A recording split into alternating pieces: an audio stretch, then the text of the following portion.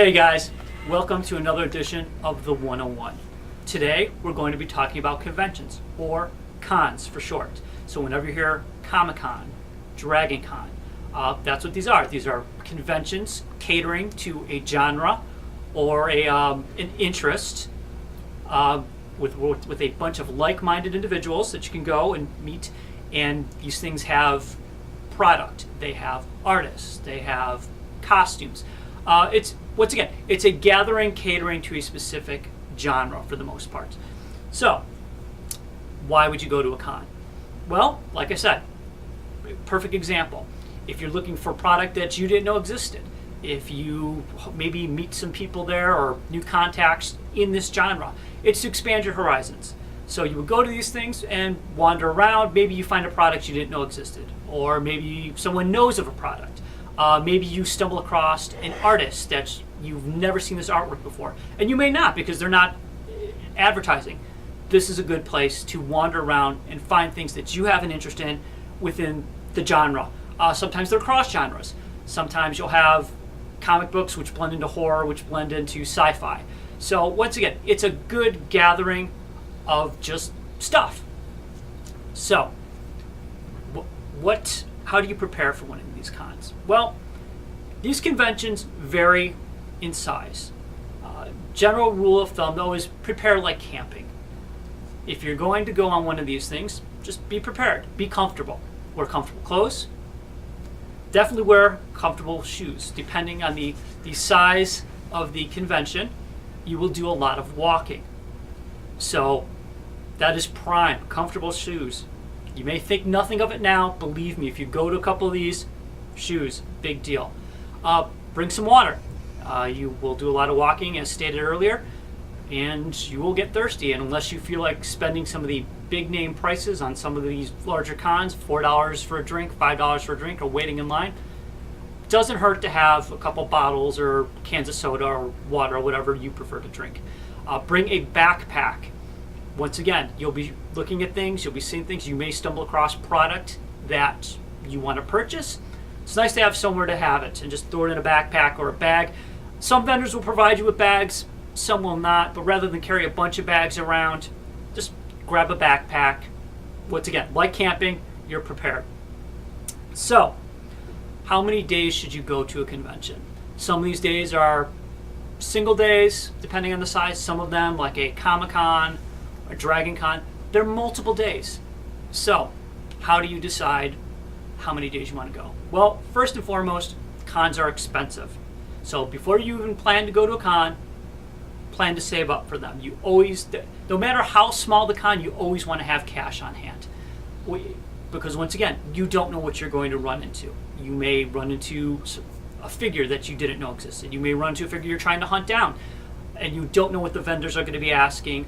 There's food. Some of the bigger cons are expensive in food. You have to wait in line, to get something to eat. Very expensive.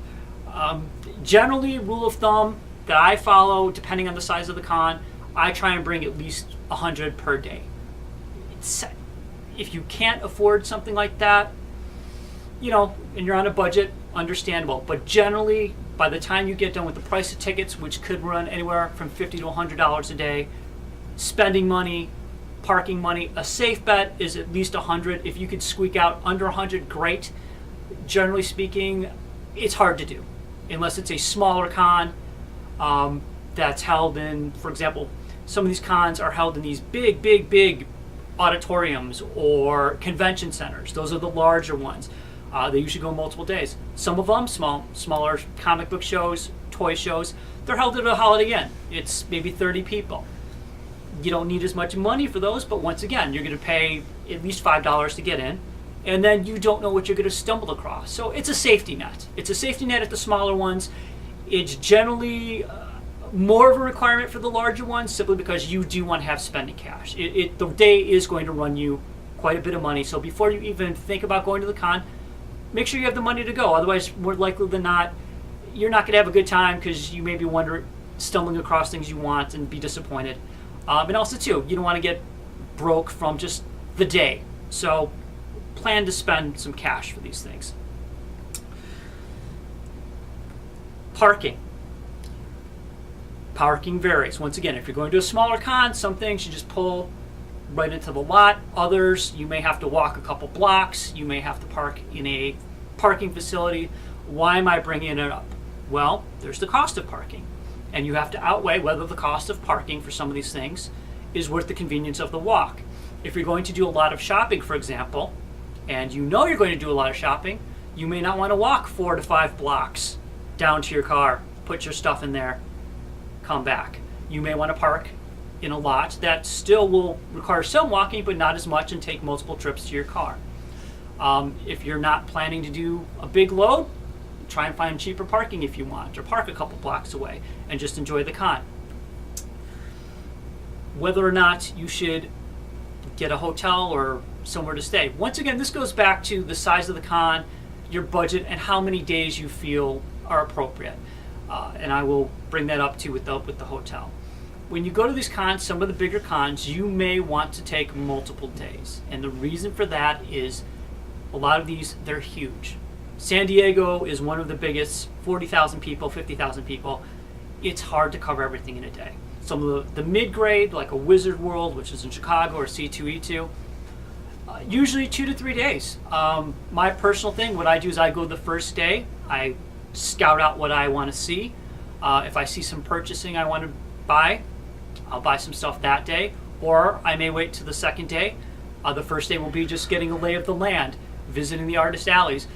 Bring something to write down, whether it's on your phone, notebook pad, because you may come across a vendor that you may not hit till the second day, or if you go a third day, there's booth numbers. Each aisle usually has a number.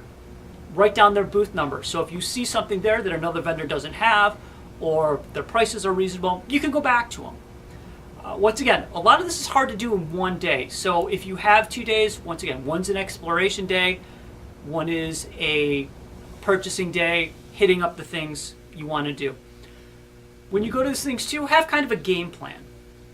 That being said, what I mean by that is, okay, I know that there's, a lot of these cons have panels, for example, which is guest speakers at certain times. So you may go, okay, this day has a panel. I want to go to this panel, which takes up this block of time, which is an hour. Well, that's an hour out of your time exploring the rest of the con. Or, hey, I'm going on a shopping day. If you're going to cover a good-sized convention, shopping could take 2, 3, 4 hours, depending on how detailed your shopping is. If you're just perusing through things, if you're going through it quickly, just looking for something specific. So usually kind of have a little bit of a game plan in your head of, okay, I'm going to spend X amount of time shopping. I'm going to spend X amount of time going to a panel. I'm going to spend X amount of time visiting the artists and looking through what they have, because everything they have is different from another individual. So kind of gives you an idea for that kind of stuff. And keep in mind that the cons are only open for so long. It's like business hours. It's usually an 8-hour day. So when that day's done, they shut the doors. So if you don't hit everything, once again, gives you multiple days. Going back to now whether or not you should get a room. Once again, depends on the size of the con and what you plan. If it's a long drive for you, it may be worthwhile to just get a hotel room. Then also too, if you're going to do a lot of purchasing, you have a base of operations. So if you're going to be there multiple days, you do your purchasing, you go back to the room, you rest up a little bit, maybe you get something to eat, just a place to unwind, then you hit it again. Also too, there might be some after events. Some of these cons have parties, or you may meet up with some people that say, hey, we're going out to dinner, or we're doing this event or that event, or there's something. So even though the cons shut down, there's usually some after events. And once again, depending on your time frame or just how tired you are, you may want a hotel room. Once again, it depends on your budget. These aren't rules. These are once again, these are guidelines. Something to keep in mind when you go to one of these things is whether or not you do want to have that option. So, once again, why do you go to the cons? You're going to find stuff you didn't know existed. You will. It's going to happen. Rule of thumb, a lot of these vendors, depending on the show, if it's a larger show, have a lot of the same things. So once again, it goes back to taking down the booth names or numbers, because this guy may have the same stuff as this guy, is the same as this guy. However, their prices may be different. One guy may be cheaper. Some may negotiate, some may not.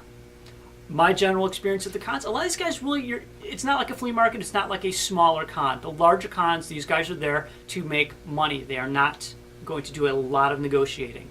So if you find something cheaper, buy it. If you see something you like, rule of thumb, buy it, because there are hundreds of people going to some of these larger cons. It may not be there the next day. So once again, depending on your budget and depending on how much you want this thing. If you run across a piece of artwork, more than likely from an artist, and they've only got a couple, pick it up. Could be gone tomorrow if you can afford it. The vendors, once again, hit or miss. You may see something. You may do a check on eBay. It may be on there. You may run across something you haven't seen. That's, like I said, generally my rule. If I see something I really want, I'm going to buy it that day, because the next day it may be gone. You may never find it again. So just a little tip. When you go to these things, should you go single or should you go solo? Pros and cons about both. Correction, single or with a group. So, my bad. When you go single, you will obviously be able to cover more ground more quickly. Simply because when you're taking everything in, you're looking at things, you get to move at your pace. When you go with a group, it's going to happen. You're going to be separated. Someone's going to go look at one thing that someone else doesn't care about, and then that group's going to wander off and they're going to look at something, and then you're going to try and find them. Cell phones do not always work at these things. So once again, your pacing may be slowed with the group. Cell phone service does not always work, as I just stated. So another idea is, if you go with the group, have a meeting spot. So if you guys do get separated, you say, okay, or you decide to wander off on your own to cover different things that you enjoy and someone else may not, you can meet up at a certain point at a certain time. Pick one of the main entrances, pick somewhere that you could easily spot each other and a time. So once again, whether you go with the group or solo is entirely up to you. If you don't care about speed and you just want to go and hang out with your buddies and compare notes and have a good time, it's fun. I've done both. Sometimes when I'm there, though, just to get in and out, I'm there for something very specific. I like to go by myself. I could get through it much, much quicker. And also, too, I don't have to worry about someone else's interests. And I mean that in the nicest sense of the word. Everyone's got their own thing. May not be yours, yours may not be theirs. And you may want to spend more time doing something than somebody else, and vice versa. This way, everyone gets to do what they want to do. So, just a little tip on that one. Now, small cons versus large cons. Once again, you have the big cons like Dragon Con, which is a giant cosplay pop culture. You have Wizard World, which is a giant con. Some of these are up to 40,000 people, 50,000 people. Some of them take up multiple areas, multiple, what would you call them? Convention centers. And then you have the small cons. You have just local mom and pa organizing other mom and pa shops at a local hotel. Which is the one for you? The only person that could say which is for you is you. I go to both. You will find some things at a mom and pa place. Sometimes you won't. It's like a flea market, but the nice thing about the smaller cons is because they're mom and pa, you will have a better price. The prices will not be as high, and you can negotiate a majority of the time. You may run across the mom and pas have more of a variety of different things because they don't have the inventory. So they're bringing what they have, which may be different from the other guys. And once again, it's a good mishmash. The big cons, these guys have to pay for their space and their tables. They're bringing everything they have, but everything they have is probably similar to what a lot of the other vendors have because they know it's what sells. And it's costing them a lot of money to set up these booths and tables. They want to sell as much as they can to make their costs and make their profits. So you may run across a booth that has a bunch of Star Wars and a bunch of Marvel figures. And then you go to the next guy. It's more, a bunch of figures, a bunch of this. That happens a lot. And once again, that is the reason behind it. You may not get the variety, but because you have the volume of things that are there, you may hit that jackpot. You may come across something that you didn't know existed simply because of the sheer volume of vendors there. So once again, it's personal taste. Try them both. The little mom and pa's always you can always Google them. Just Google your local area, put in conventions. Stuff will pop up for all different genres. Check them out. Like I said, those are fairly inexpensive, so all you're kind of losing on those are time. When you go to the big things, the big conventions, it really is an investment. So seriously, be prepared for that. Bringing children to these things. Here's the thing.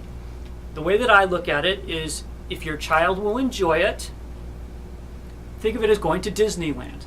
If your child is old enough to move around, if your child is old enough to enjoy the con, bring them. They'll have fun. There's usually costumes and stuff that they'll enjoy. Of course, they may want everything that they see, but once again, that's part of the show.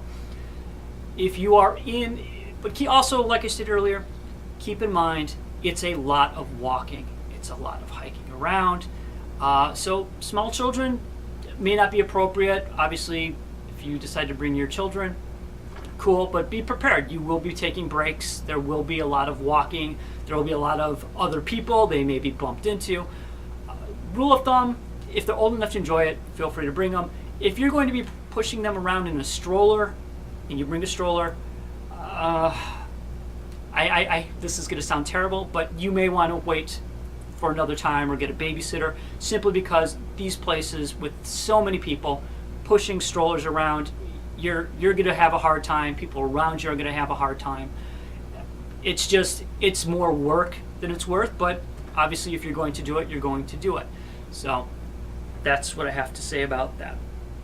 So in closing, that's a general overview of the conventions. Once again, the key to a convention overall is your tastes, your interests. Have fun. You're going there to enjoy yourself, and just make sure you have the appropriate tools to enjoy yourself. Make sure you have the spending money on hand that you want, because if you go there, once again, and you see something you want, it sucks. I've been there, to not be able to do the things you want to do because you're short on cash. Time. Make sure you have the time. These things usually take a while, the bigger shows. And if you want to get the full effect of them and enjoy them to their fullest, and don't be rushed. If you're on a timetable, maybe just kind of wait. Before I forget, a couple more items about the con. When you go to these cons, one of the reasons to go is to meet people that are involved in the industry. So, for example, celebrities, artists, writers, sometimes some of the company are represented, DC, Marvel, TV celebrities, as opposed to comic book celebrities. So usually there's a good mix. When you go to meet these celebrities, they will have booths set up. Some of them, most of them, you will have to pay for an autograph or for a photo. Sometimes you could get something called a VIP pass. What that is you would register online. It costs extra. And when you buy this package, you can meet the celebrity and get an autograph. Sometimes they have a session where you can ask them questions. It's all included in this package. They're usually very pricey, but what it does is it guarantees that you will get what you pay for. So you will get the autograph or the photograph or whatever is included in the package, as opposed to going to the con, waiting in line. Maybe they have to leave at a certain time. If you don't have that package, you're out of luck. You waited in line and they're gone. So just something to keep in mind. They're pricey, but if there's someone you absolutely have to see or get an autograph from, that package may be the way to go. Cosplay. Now, I will speak about this at another episode, but also when you go to these conventions, you will see people cosplaying. If it's something you choose to do, cool. It adds to the ambiance of the show. It's a lot of fun. Kids dig it. They'll run up and see their favorite superhero. It adds to the ambiance. So just as people watch and see that, usually pretty fun. You will get those at the larger conventions, not so much at the smaller, but once again, there are exceptions to the rules. So seeing the cosplay, usually very cool. There are panels. I mentioned it briefly at the beginning. What a panel is it's a meeting with a representative, whether it's a panel with a celebrity, a panel with an artist, a how-to panel. It's a meeting, basically focused on whatever the subject is. So if someone's doing a cosplay panel, there will be some people who know a lot about cosplay sharing their information. A celebrity one, if Robert Rodriguez is there and he was talking about making movies, that's a panel. You would go to that and they would discuss whatever the topic is. So that would be a question and answer session. So for example, a famous artist or not so famous artist, a celebrity, Stan Lee, that's your opportunity to go to these things, these panels, these gatherings, and ask questions. So panels are fun, but keep in mind they do take up a good amount of time. They're anywhere from an hour to 2, depending on the panel. That's time out of your day, so be prepared for it. And also too, depending on how popular the subject is or the entertainer is, get in line, because you're going to have to, because these auditoriums only hold so many people.